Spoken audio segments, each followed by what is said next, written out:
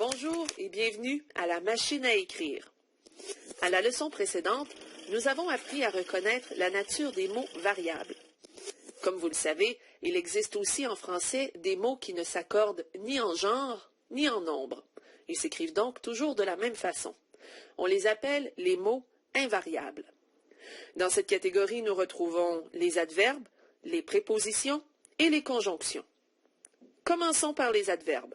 Les adverbes peuvent se retrouver à différents endroits dans la phrase. De façon générale, on les retrouve soit dans l'environnement du verbe, soit dans l'environnement de l'adjectif, ou encore dans l'environnement d'un autre adverbe. Et le rôle de l'adverbe est de modifier ou de préciser l'un de ces mots. Comment faire pour le reconnaître? Eh bien, la plupart des adverbes se terminent par « ment ». Par exemple, tellement, tendrement, forcément, extrêmement, purement. Ces mots sont tous des adverbes. Par exemple, mon gros chien est tellement paresseux qu'il dort constamment sur le sofa noir. Tellement et constamment sont les adverbes dans cette phrase.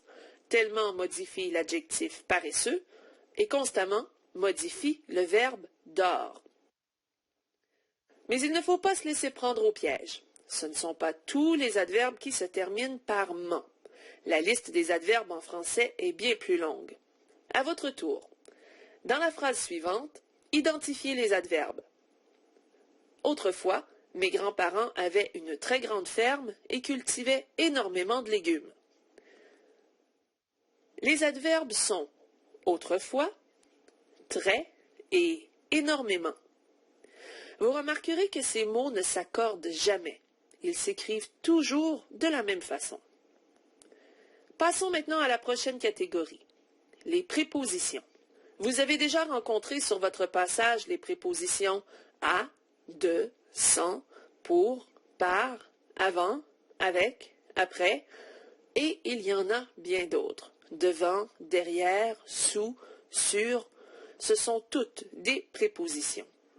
Et la seule façon de reconnaître les prépositions, eh bien, c'est de les apprendre par cœur. Regardons ce que ça donne. J'ai déjeuné avec ma sœur. Dans cette phrase, la préposition est avec. Le chat est sous la table. Dans cette phrase, la préposition est sous. À vous de jouer maintenant. Jessica est partie à Toronto dans la voiture de papa. Quelles sont les prépositions dans cette phrase?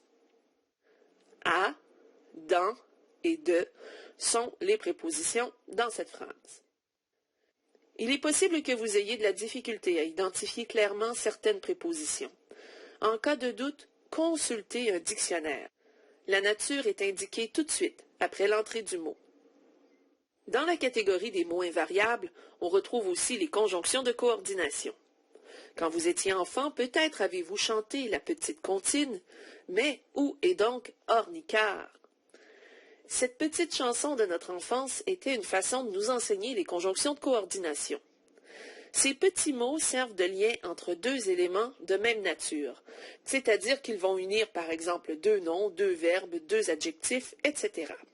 Par exemple, mon père et mon frère adorent la pêche. Dans cette phrase, la conjonction de coordination est et elle unit les noms père et frère.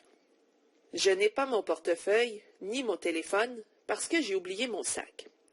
Dans cette phrase, la conjonction ni unit les noms portefeuille et téléphone. Selon vous, quelles sont les conjonctions de coordination dans cette phrase? Nous ignorons s'ils vont démolir ou agrandir ce vieil édifice. En fait, il n'y en a qu'une. Il s'agit de la conjonction de coordination ou, qui unit les verbes démolir et agrandir. Souvenez-vous, mais, ou et donc ornicard. Ce sont les conjonctions de coordination. Vous êtes invité à chanter la petite comptine. De cette façon, vous pourrez les apprendre plus facilement. Voilà pour la nature des mots invariables. Récapitulons.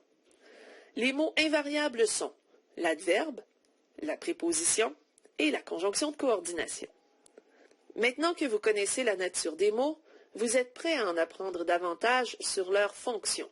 et c'est ce que nous apprendrons dans les prochaines leçons. Voilà ce qui conclut cette leçon. Vous êtes maintenant invité à répondre aux questionnaires mis à votre disposition.